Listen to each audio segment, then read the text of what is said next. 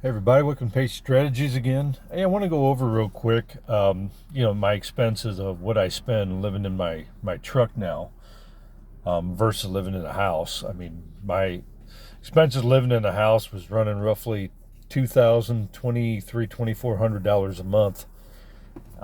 In my truck, I'm maybe $800 a month running, and you know what I talk about with spending, $800, that's my child support. Well, not really my child support, that comes out of my check, but my daughter's tuition runs about $500 a month. And my gas, I fill up my truck about once every 3 weeks. I live pretty close, or where I sleep is pretty close to where I work. It's about 12 miles. So, um, a round trip is maybe 24, 30 miles a day. My cell phone bill is about $70 a month, and my insurance is about $145 a month. And that's pretty much it. Outside of anything else, the money that I make, I invest. I just put in a savings account. When you live in your truck like this, the first thing you have to remember is you need to save money, because you'll have unexpected repairs. Like when I bought this truck, it was already an old truck in 2007. I bought it about a year ago, and then the engine went out. That was a $13,000 replacement. I had the money, so I bought a new engine, put a new engine in it, and it's been running great ever since. At some point, I decided, especially with having a new engine in it, I probably would have very small mechanical issues after that, since that was a big one. So if it's a transmission or something, I would have to have $3,500, maybe $4,000 to replace that.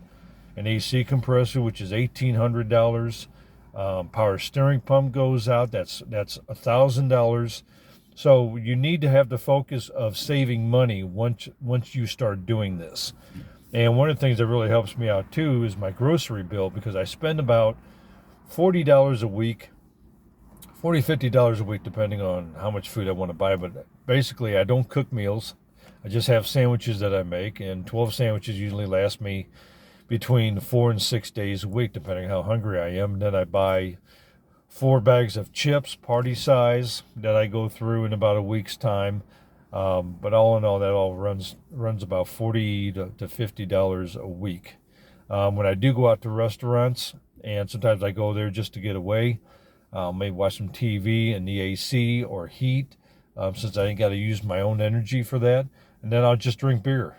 So I won't buy any food there because I have food out in the truck. Traveling, if I go to Branson, if I go to see my daughter, whatever, it's no room and board. Everything is in my truck that I currently need, so I just pick up and go. I don't have any animals to take care of, so really I only have myself to look after. My P.O. box I had to set up, that was like $100 a year. And my Amazon packages that get delivered, now I have to get those at an Amazon hub, which is fine. That's not a big deal either.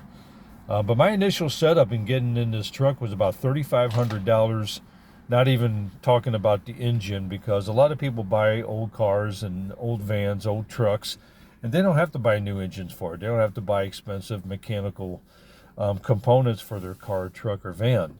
I had to. So I've got a truck that's worth $10,000, but right now I've got about $25,000 in it.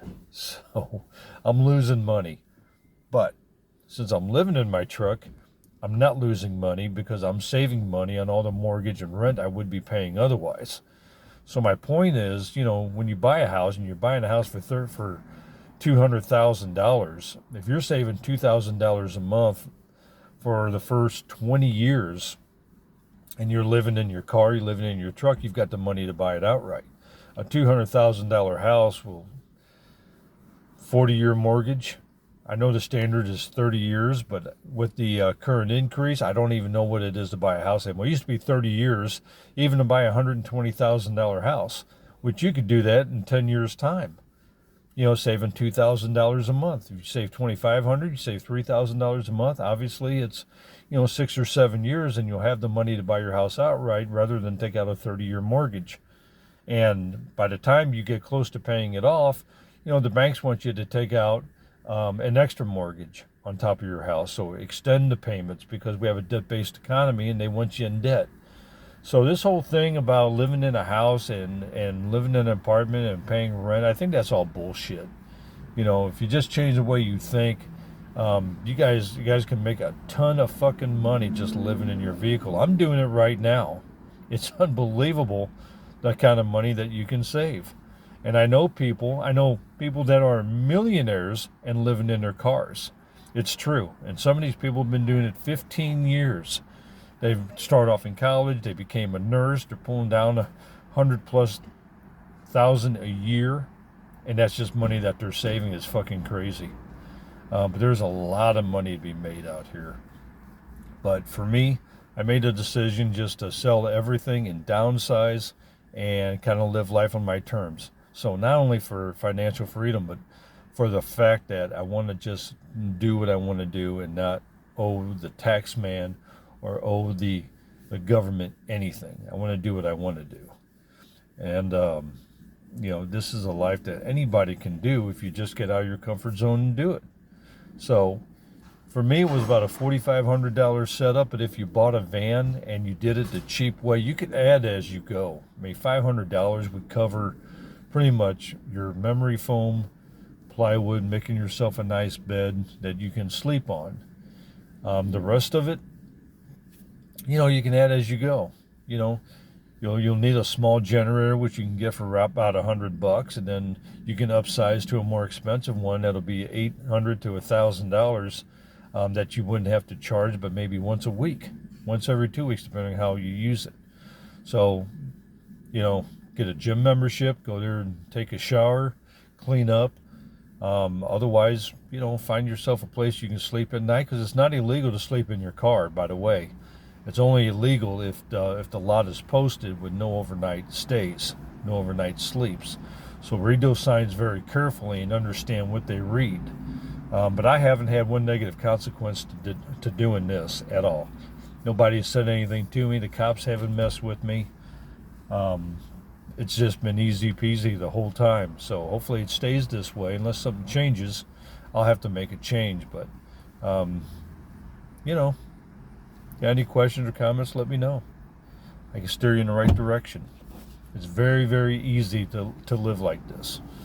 All right, I'm out here. Talk to you guys later. Bye.